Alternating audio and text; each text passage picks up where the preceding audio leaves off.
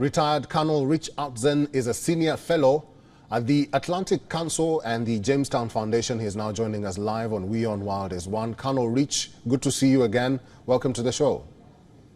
Good to see you, Eric.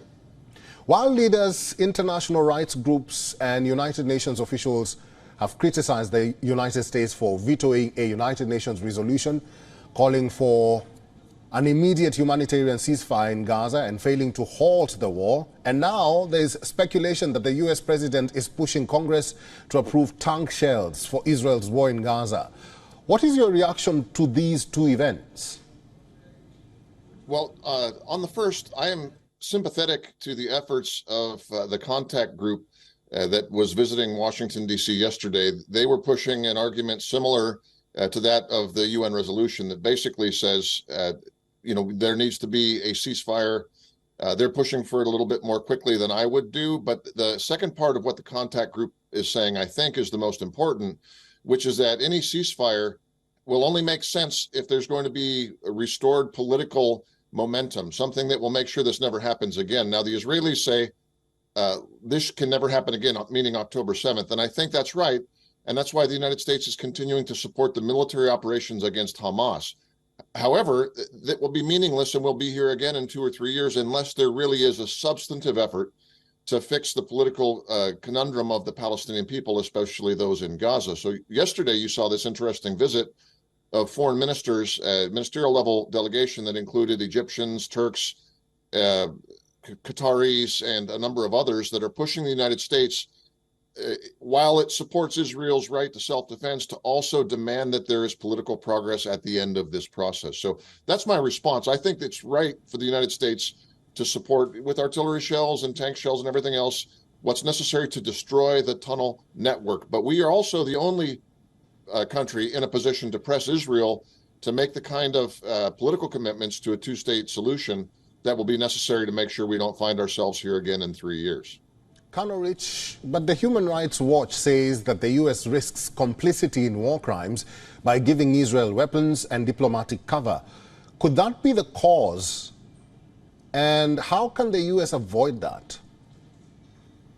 Well, so the law of warfare is the law of land warfare and the law of war in general, the Geneva Conventions and others are easy to talk about but hard to apply in specific cases. Now, you can find, when there is a great evidentiary trail, specific acts that are by their very nature against the law of war, executions of civilians and so forth. But the whole issue of collateral damage is a little vague.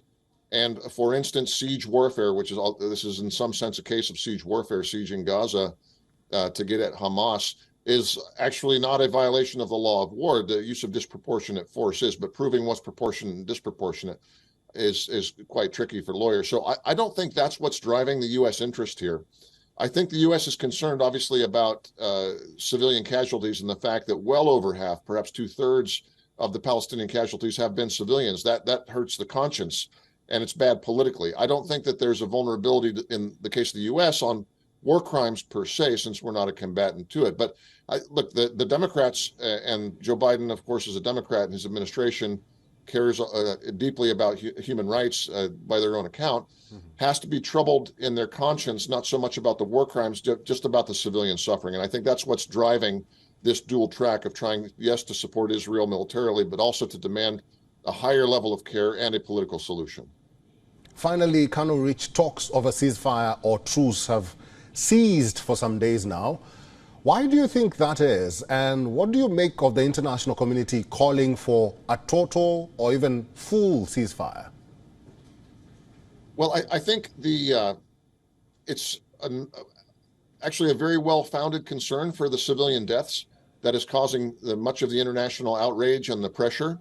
As a military man, though, I see the other side of this as well, which is that Israel, were it to stop now, while there's still Hamas infrastructure, the tunnel network, the ability to make their own homemade rockets and so forth, and not totally cut off from their Iranian supply chain, the job would be left half done. I think sequencing matters here. I'm glad the world is outraged about the civilian deaths, and they should continue to press for a ceasefire. And the United States should continue to put enough time on the clock for Israel to get the essential military task done. So the tension between the two, entirely understandable and in some ways admirable. But I, for one, I am with the administration on this. Let's let the Israeli Defense Force do the job of removing the tunnel network, and then let's really press Israel and all the parties for a substantive political solution to this. Retired Colonel Rich Outzen is a senior fellow at the Atlantic Council and the Jamestown Foundation. Colonel Rich, as always, thank you very much for talking to us today. Have a great weekend, Eric. Thank you. WION is now available in your country. Download the app now and get all the news on the move.